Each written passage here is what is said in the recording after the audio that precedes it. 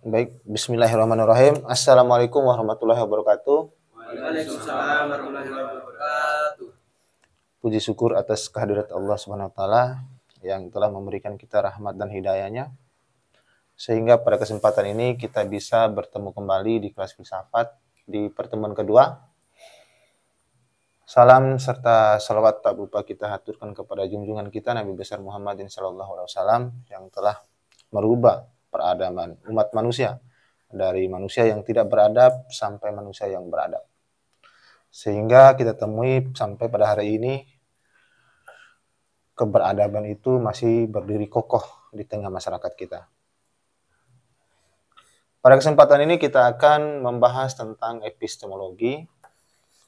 Epistemologi sebagai pengantar epistemologinya, bukan teorinya. Kalau teori epistemologi itu ada banyak, ada skeptisme, ada rasionalisme, ada empirisme, ya, ada konseptualisme, ada autotarianisme. Jadi banyak teorinya. Sekarang yang kita bahas ini bagaimana kerangka epistemologi itu sendiri. Apa saja yang dibahas di dalamnya, nah itu yang kita bahas. Nah, yang pertama kita mesti tahu kan, apapun itu kan kita mulai dari ya apa itu epistemologi. Epistemologi itu kan mungkin teman-teman sudah pernah membacanya, ada episteme dan logos. Ini berarti pengetahuan.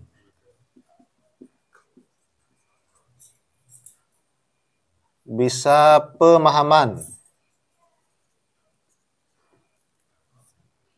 Kalau ini biasanya ilmu ya, ilmu. Juga pengetahuan bisa, teori. Nah ini. Jadi dua hal ini sebenarnya sama ya. Ada perbedaan. Apa perbedaan episteme sama logos? Jadi kalau logos itu dia sudah matang. Ya, kalau kita analogikan manusia, kalau episteme ini masih masa-masa kanak-kanak gitu. Kalau di pengetahuannya. Kalau logos itu sudah menjadi eksklusif dia sudah khusus. Makanya kita temukan hal-hal yang kalau tentang yang khusus, misalnya biologi, sosiologi. Nah, berarti logi ini logos. Itu perbedaannya. Kalau kalian baca buku pengantar filsafat, pokoknya yang berkaitan dengan filsafat, pasti dia jelaskan tentang logos. Ya. Tapi tidak banyak yang menjelaskan apa sih perbedaan antara episteme dan logos. Kadang kita bingung kenapa dua-duanya bisa sama artinya. Ini secara etimologinya, jadi epistemologi ada episteme dan logos. Apa perbedaannya? Kalau logos itu pengetahuan yang sudah teruji. Ya, yang sudah dikhususkan, nah itu logos.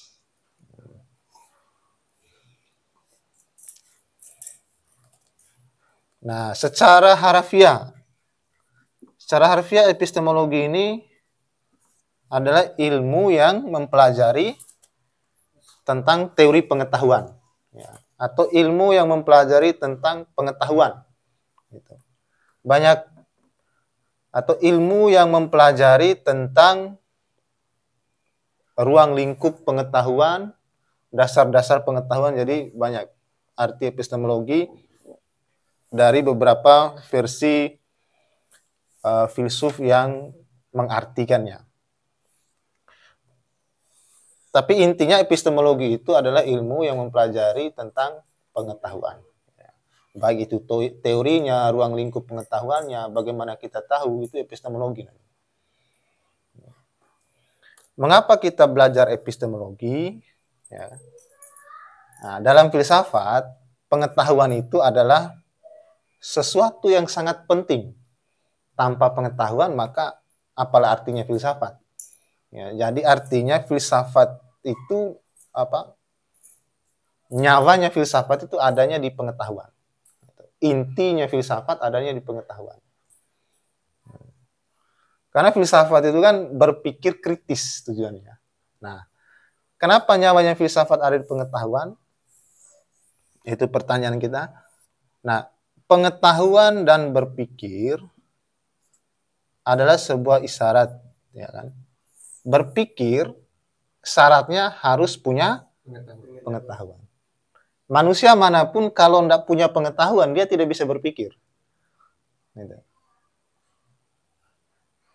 Jadi kalau Iqbal misalnya mau berpikir tanpa ada pengetahuan, Anda bisa berpikir apa-apa. Gitu. Maka kalau ada orang yang menyatakan berwawasan luas, untuk jadi pemimpin itu harus berwawasan luas, ya memang dengan berwawasan luas itulah, maka pemimpin bisa berpikir secara terbuka, secara luas. Ya. Nah, saya bilang, istilah saya kepada adik-adik sekalian, semakin banyak koneksi, semakin banyak koleksi pengetahuanmu, maka semakin positif kamu berpikir. Gitu. Kamu baca buku itu bukan untuk menambah kecerdasan, bukan. Tapi untuk kamu bisa banyak koleksi pengetahuan. Jadi perbedaan orang bodoh sama orang pintar itu cuma di segi koleksi pengetahuan saja. Orang kan cenderung dikatakan bodoh karena dia banyak tidak tahunya. Ya kan? Sementara orang yang cenderung dikatakan pintar karena dia banyak tahunya. Nah, maka semakin banyak dia tahu, semakin dia bisa berpikir. Gitu. Jelas ya? Bahwa filsafat menghendaki kita untuk berpikir kritis. Nah, bagaimana bisa berpikir kritis kalau tidak ada pengetahuan? Itu logikanya. Artinya pengetahuanlah inti daripada filsafat. Gitu. Nah, epistemologi secara harfiah tadi jelas, dia cabang filsafat salah satunya yang membahas tentang pengetahuan. Nah, selanjutnya, apa sih yang dibahas di epistemologi gitu? Apa saja yang harus kita bahas di epistemologi? Atau apa masalahnya di epistemologi itu? Nah, yang pertama, epistemologi ini membahas tentang bagaimana manusia mengetahui. Gitu. Ini masalah epistemologi nih. Yang kedua, apakah manusia mengetahui kebenaran dan keabsahan?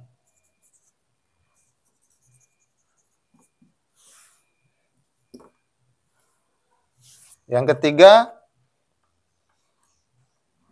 apakah manusia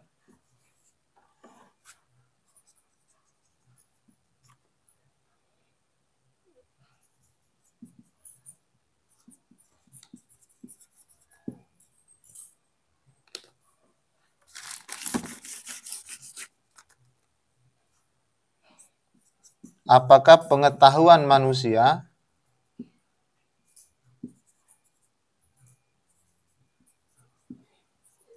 sama dengan keyakinan?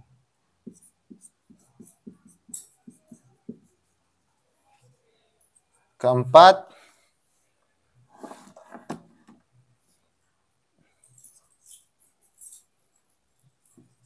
bagaimana manusia memperoleh pengetahuan? Apakah dengan akal, intuisi, indera, atau bersama? Maksudnya secara bersama.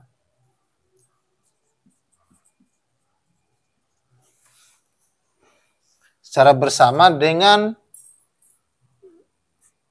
keabsahan masing-masing.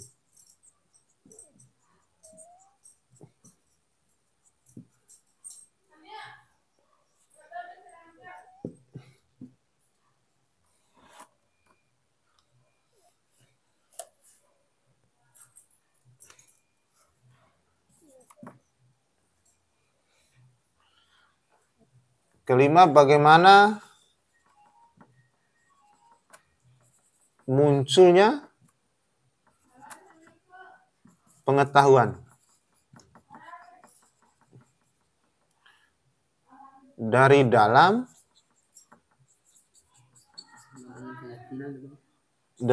diri atau dari luar diri.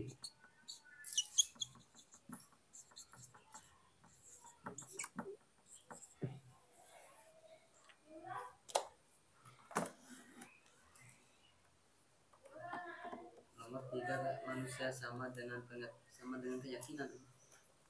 Ya, apakah pengetahuan manusia sama dengan keyakinannya tanpa keraguan gitu.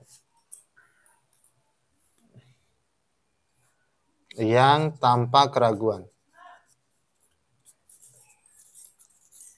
Nanti akan sesuai dengan teori-teori pengetahuan.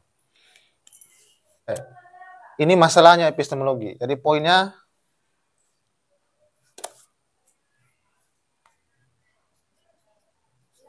masalah epistemologi.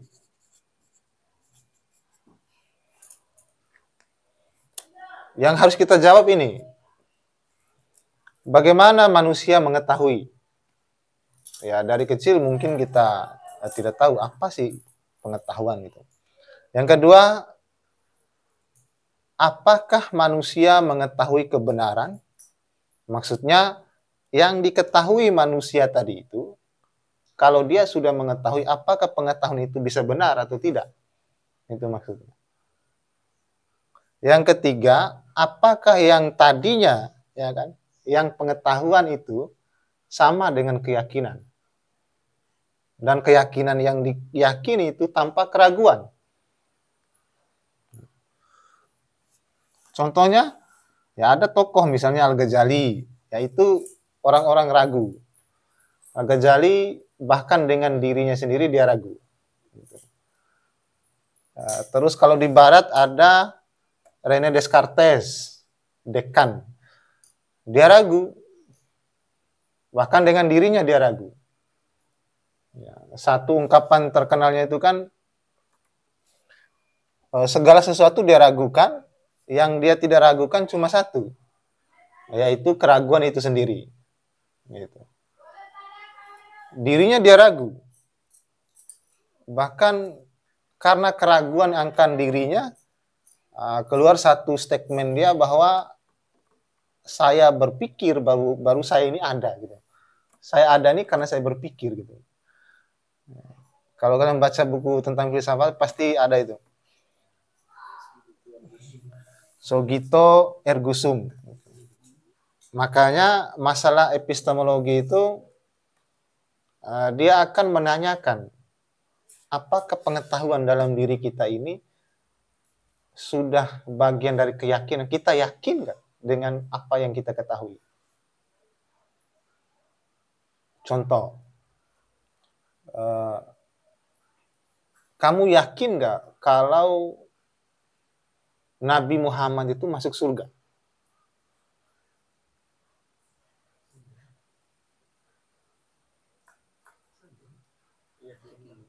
Yakin?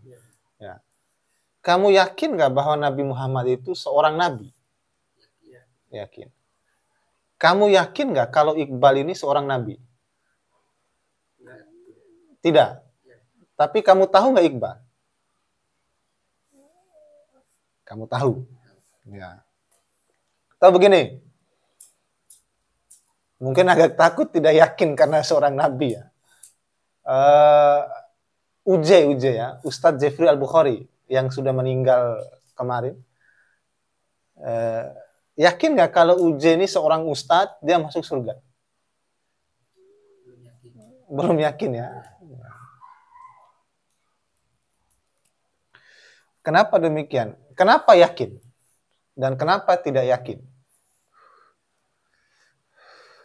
Di setiap manusia pasti ada letak kesalahannya. Ya, kenapa Nabi Muhammad kamu yakin? Karena memang dia diutuskan Allah untuk berdakwah, untuk menerangi jalan umat yang lain. Nah, yakinnya itu, kamu tahu itu dari mana?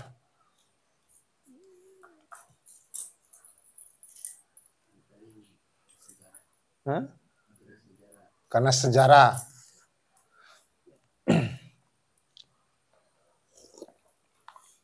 Gitu. Jadi filsafat itu seperti itu. Ya. Kadangkala orang cepat marah karena bertanya-bertanya yang begitu. Itu jangan dipertanyakan lagi kalau orang yang fanatik sekali, bahkan dia larang untuk bertanya hal-hal begitu. Tapi filsafat memang gitu. Filsafat itu kan luas dan mendalam. Makanya di epistemologi dia pertanyakan. Misal begini. Ahmad yakin nggak kalau Ahmad kan tahu nih, ya kan, tahunya Ahmad itu bahwa putra sakit kepala, ada di kos, ya kan? Itu pengetahuan yang disampaikan oleh Akbar. Ahmad yakin nggak kalau putra memang sakit kepala di sana? Kalau saya Bang, yakin. Yakin. Berapa persen keyakinannya Ahmad ini? 100%? 80%. Kenapa? Berarti ada yang lain. Ya. Kan gitu. Ya. Tadi kan si Akbar, Ah. teman telah menyampaikan bahwa si putra itu sakit kepala di kosnya sehingga dia tidak datang ke sini.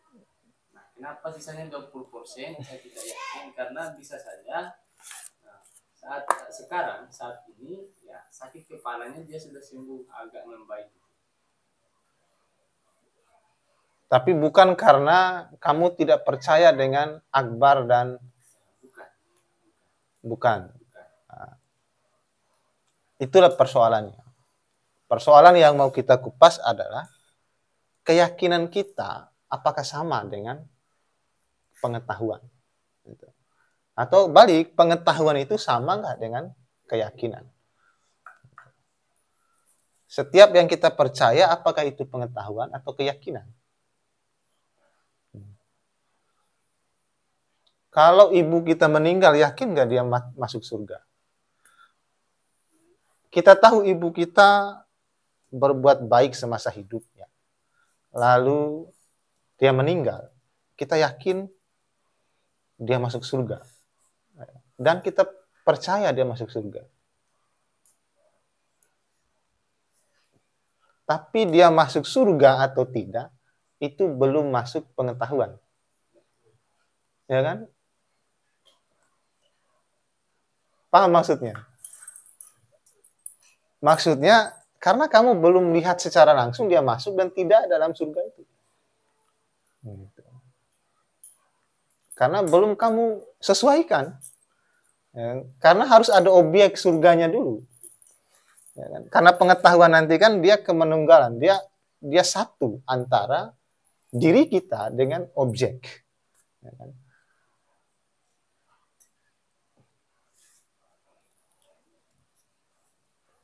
Nah, lalu yang ketiga, sumbernya, ya kan, sumber atau alat. Sumber dan alat pengetahuan kita ini apa? Itu yang dipertanyakan.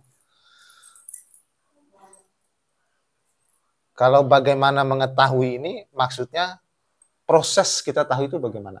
Prosesnya, cara kita tahu. Dari indera kita.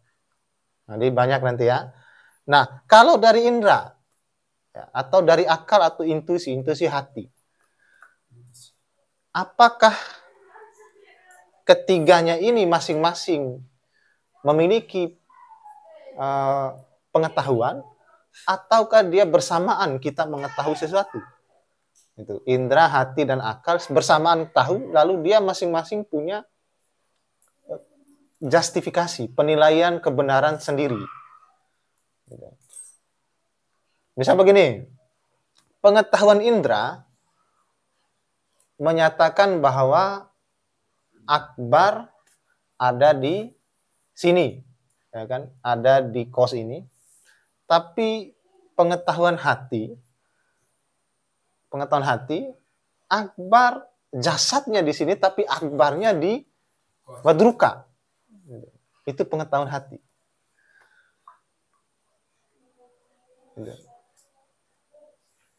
Pengetahuan indera. Nah, pengetahuan akal, ya mana mungkin. Gitu.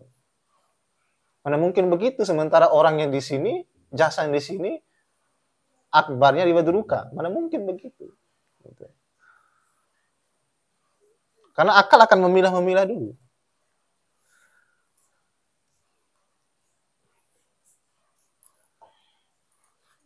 Atau begini, contoh yang lebih sederhana ya. Ahmad pergi ke Vera bersama pacarnya, bisa begitu. Ahmad pergi ke Vera bersama pacar. Kita lihat dia pergi ke Vera. Dalam hati, Akbar menyatakan, ada terbesit dalam hati Akbar bahwa ada yang tidak baik dalam perjalanan Ahmad. Tapi Indra yang menyatakan bahwa mereka baik-baik saja sekarang gitu. Nah, maka ada pengetahuan yang dengan lewat indra, ada pengetahuan yang dari hati. Maka akal akan menjadi penengah di situ. Dia akan membantah juga indra, membantah juga hati. Itu masalah epistemologi. Jangan bingung dulu, ini hanya pengantar. Nanti kita bahas secara rincinya. Itu pertanyaan-pertanyaan yang mendasar di epistemologi ini yang mesti kita jawab. Jadi sebenarnya apa yang harus dipercaya? Apakah indra, hati, atau akal gitu?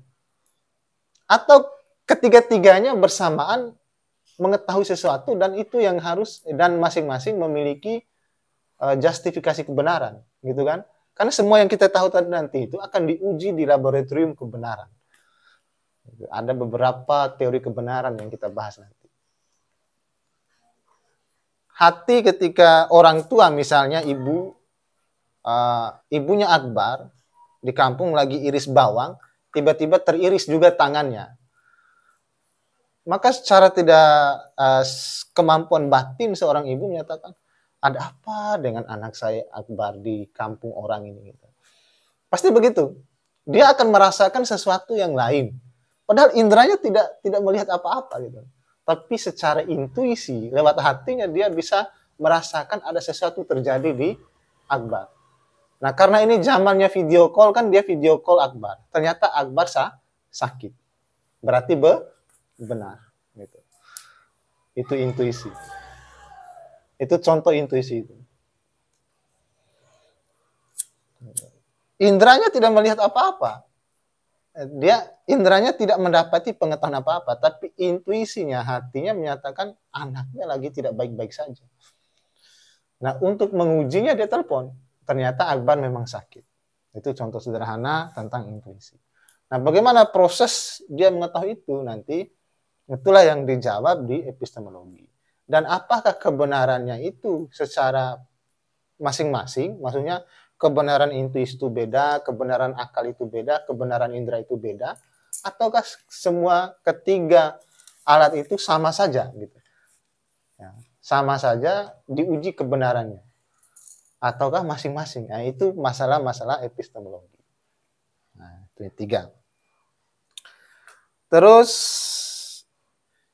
yang kelima, nah, munculnya pengetahuan itu apakah dari dalam diri kita, dari dalam diri manusia, atau dari luar diri. Nah, maka di sini kan lahir nanti itu Plato dan Aristoteles. Ada realitas sama subjek. Jadi ada objektivitas sama subjektivitas. Ya, ada pengetahuan yang bersumber dari dalam diri, ya. Ada yang berpandangan begitu. Ada yang berpandangan sumber pengetahuan itu dari luar, dari realitas.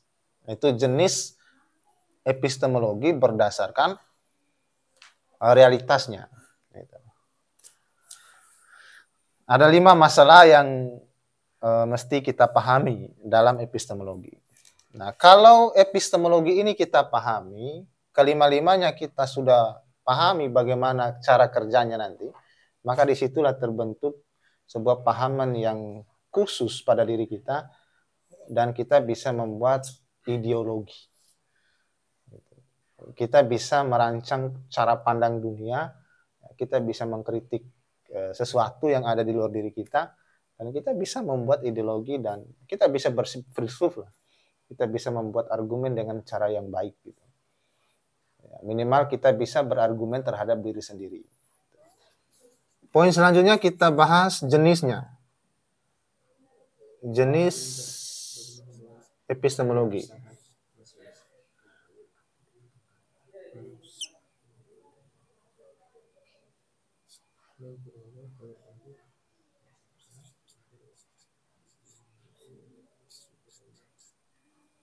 Jenis epistemologi berdasarkan realitas.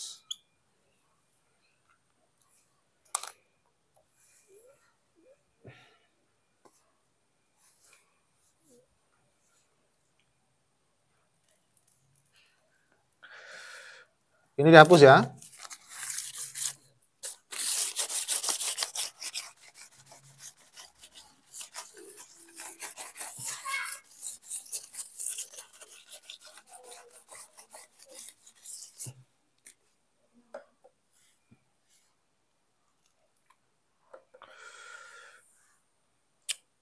Epistemologi, dua perdebatan dalam dunia pengetahuan itu. Tadi, ini masalah kelima dia. Munculnya pengetahuan kita ini, itu secara subjektif atau secara objektif. Gitu. Subjektif atau objektif. Nah, teorinya ini teorinya idealisme. Idealisme Plato. Nah, kalau objektif itu teorinya Aristoteles. Realisme. Realis. Aristoteles. Plato gurunya Aristoteles. Nah, kata gurunya, ya pengetahuan itu sumbernya dari dalam diri. Nah, bukan begitu kata muridnya. Muridnya membantah, ya kan? Membantah gurunya, bukan begitu. Harusnya pengetahuan itu dari luar. Harusnya realitas itulah yang menjelaskan kepada kita. Ya, sehingga kita mengetahui tentang realitas. Tapi kata gurunya tidak. Bahwa dari kecil, manusia itu sudah tahu sesuatu. Tugas manusia ke dunia ini hanya untuk mengingat kembali apa yang sudah diketahuinya. Ya. Itu kata Plato.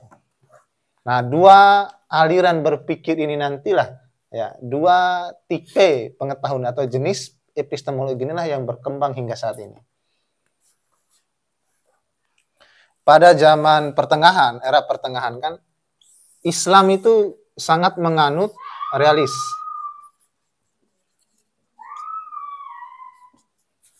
Islam sangat menganut realis.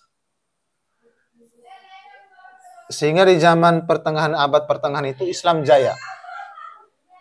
Makanya lahir tokoh-tokoh semacam Ibnu Al-Farabi, Ibnu Sina.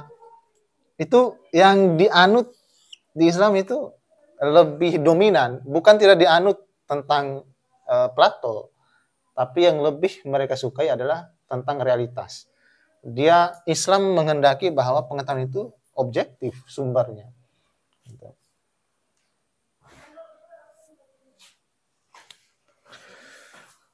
Nah, kalau ini subjek itu dianut oleh wilayah barat. Ya, makanya inilah yang membuat terjadinya barat pada saat itu kejatuhan. Pada abad pertengahan barat tidak maju seperti sekarang. Karena yang dianut adalah pikiran Plato, lebih ke mistisnya. Plato itu mistis pikirnya. Bukan salah dia bilang bahwa subjek itu pengetahuan kita bersumber, bukan.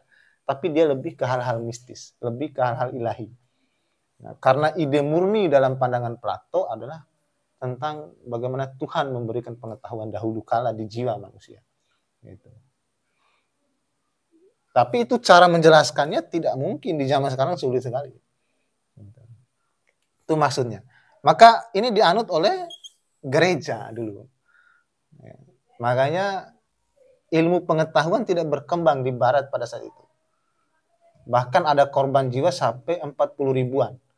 Ilmuwan sains yang dipenggal bahkan dibunuh secara terang-terangan. Yang terkenal kisahnya itu kan cuma Galileo Galilei saja. Ya kan? Itu yang terkenal kisahnya. Tapi sebenarnya sebelum itu yang menentang doktrin gereja akan dibunuh. Apapun yang ditentang pasti dibunuh. Ada sekarang saya lupa namanya, yang sekarang sudah ada patungnya mereka bangun, itu tokoh astronom juga selain Galileo Galilei. Itu menentang gereja, dibunuh. Karena yang dianut pikiran mistis, mereka menganut itu, dan Tuhan, semua pusat peradaban itu adanya di gereja. Pokoknya kalau gereja sudah bilang A, semua umat harus A. Gitu, di zaman pertengahan itu. Tapi di zaman pertengahan yang maju adalah dunia timur, itu Islam. Di era pertengahan itu. Kalau kita pilih-pilih zaman itu kan ada zaman pertengahan, ya. Ada zaman Renaissance. Nah, itu zaman kebangkitan kembali Renaissance.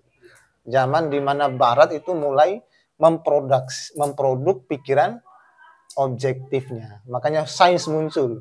Ya, Karma, Immanuel Kant, René Descartes, semua muncul, berkembanglah pikiran Aristoteles di sana.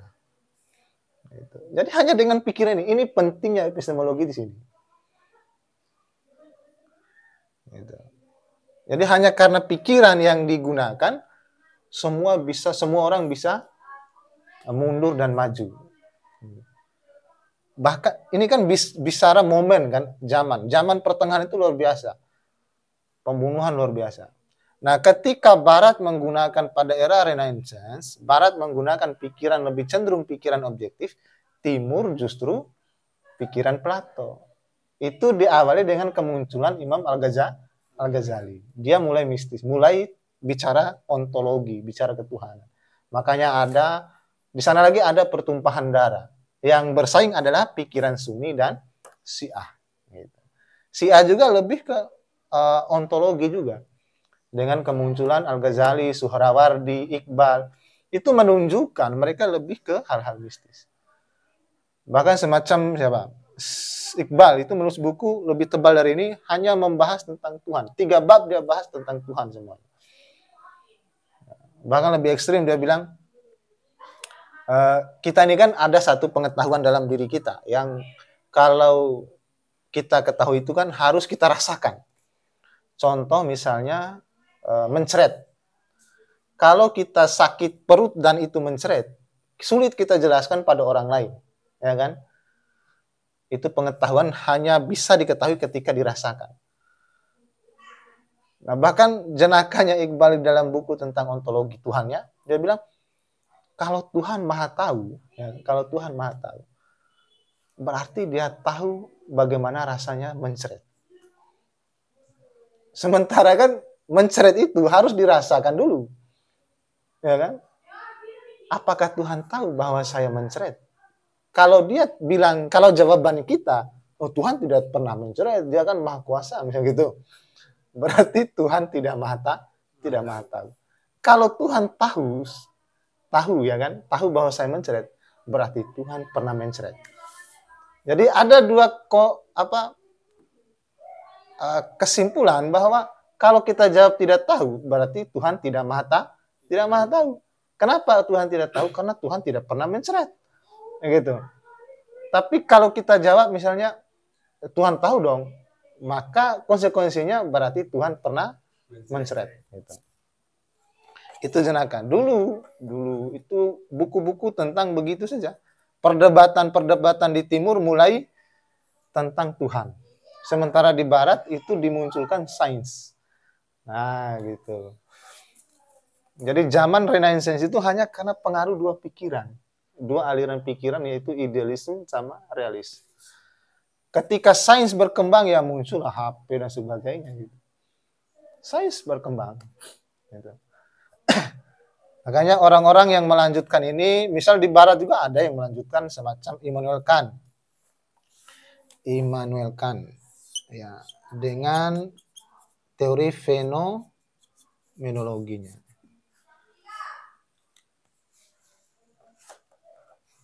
Kalau ini kan ada Alexander the Great.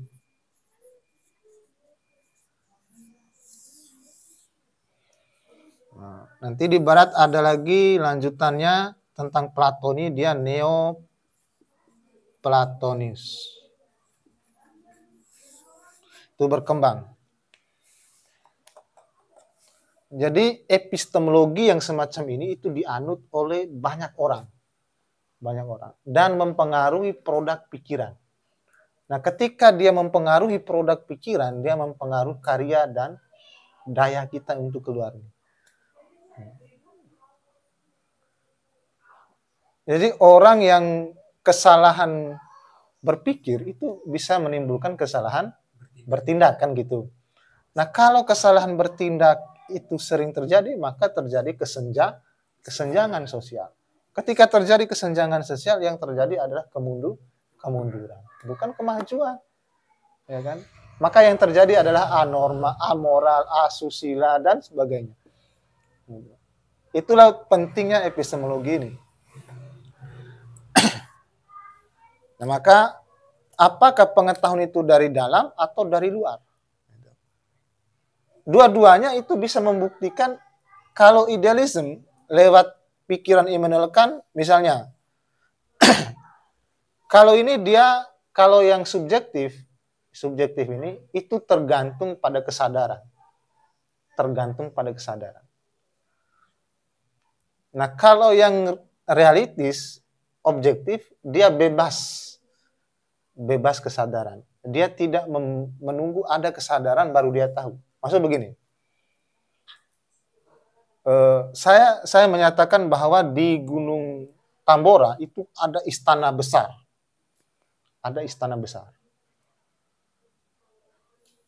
Nah, kamu percaya nggak bahwa ada istana besar di Tambora itu? Tidak. Ya. Ketidakpercayaan kamu artinya menunjukkan bahwa istana itu tidak ada. Gitu. Istana di Tambora tidak ada. Gitu. Misal,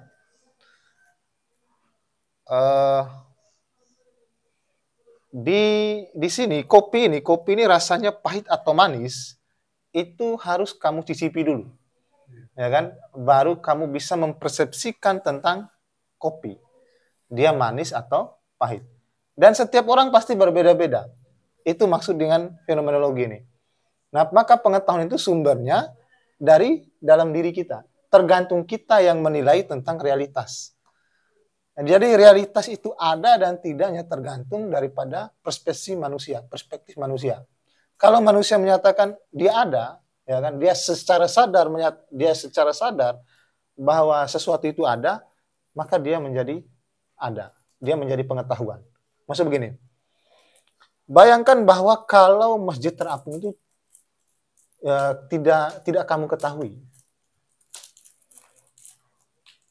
Kalau orang di dunia ini tidak ada yang tahu bahwa ada masjid terapung di Bima, apakah ada masjid terapung itu?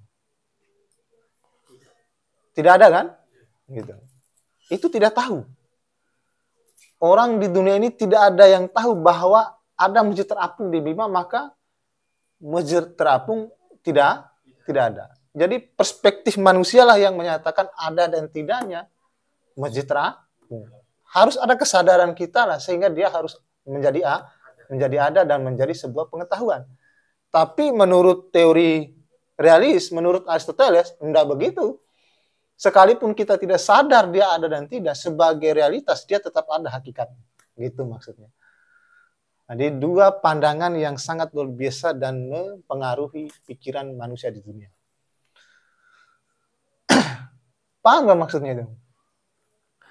Hah?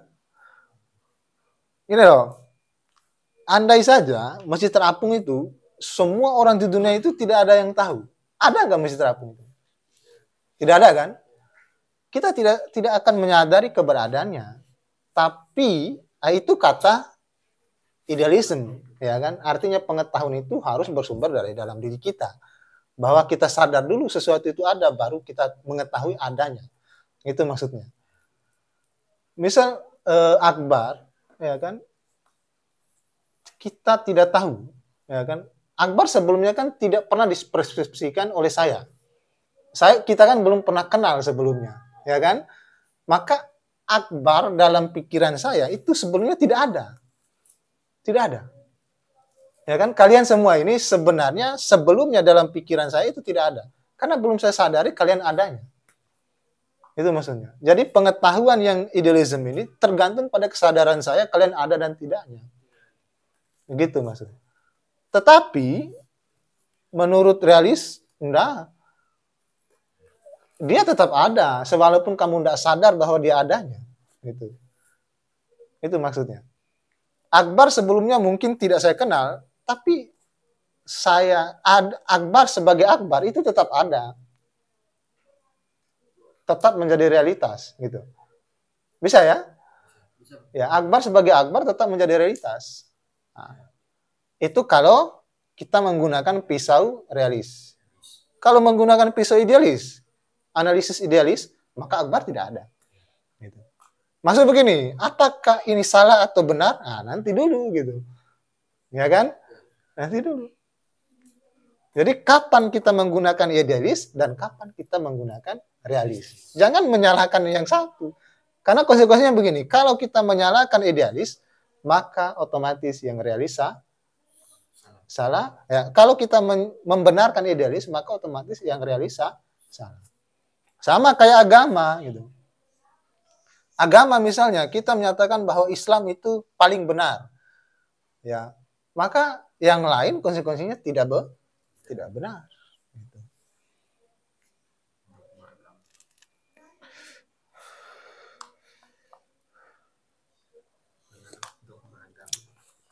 Itu.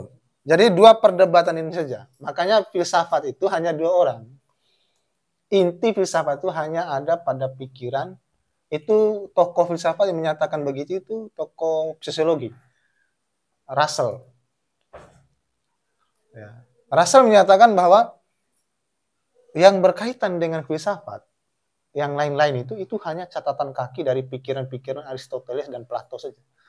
Selain itu semuanya catatan kaki. Maksudnya itu pengembangan dari pikiran Aristoteles sama Plato saja. Ya contohnya tadi, di timur dia menerjemahkan buku-buku Aristoteles, logika. Logika digunakan oleh Ibnu Farabi, Ibnu Sina.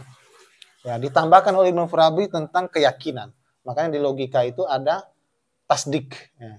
Tasawuri, dama, tasdik. Gitu. Makanya Ibnu Al-Farabi di timur disebut juga sebagai bapak logika kedua setelah Aristoteles. Itu zaman pertengahan, era pertengahan yang Islam berkembang pada saat itu. Islam maju. Tapi setelah Islam tidak begitu mempedulikan tentang pikiran realis, tentang pikiran objektif, Islam mulai mundur. Mereka mulai memikirkan tentang memproduksi filsafat tentang mistis, tentang ontologi. Gitu. Bahkan pada zaman-zaman itu juga ada persaingan ketat. Ya. Semacam Al-Ghazali kan tidak suka terhadap filsafat dulu. Makanya di buku-buku Al-Ghazali itu dia melarang orang untuk belajar filsafat. Gitu. Kalau kalian baca bukunya pasti ada tertera di sana dia melarang. Bahkan dia menyatakan ada filsafat yang diajarkan oleh beberapa tokoh sebelum dia itu haram. Gitu. Ada beberapa pikirannya haram. Nah lalu berkembang kan, terjadi pembunuhan terbalik. Sebelumnya pembunuhan terjadi di dogma gereja. Sekarang ini di dogma penguasaan. Di mana begini, kalau yang berkuasa itu adalah Sunni, maka mereka yang Syiah yang pikiran-pikirannya itu haram tadi, itu dibunuh, diincar dan dibunuh. Ya. Salah satu tokoh misalnya Al-Halaj, ya kan? Al-Halaj itu dibunuh. Al-Halaj dibunuh semacam kalau di Indonesia kan ada yang di Jawa itu yang dibunuh oleh para wali itu, siapa namanya?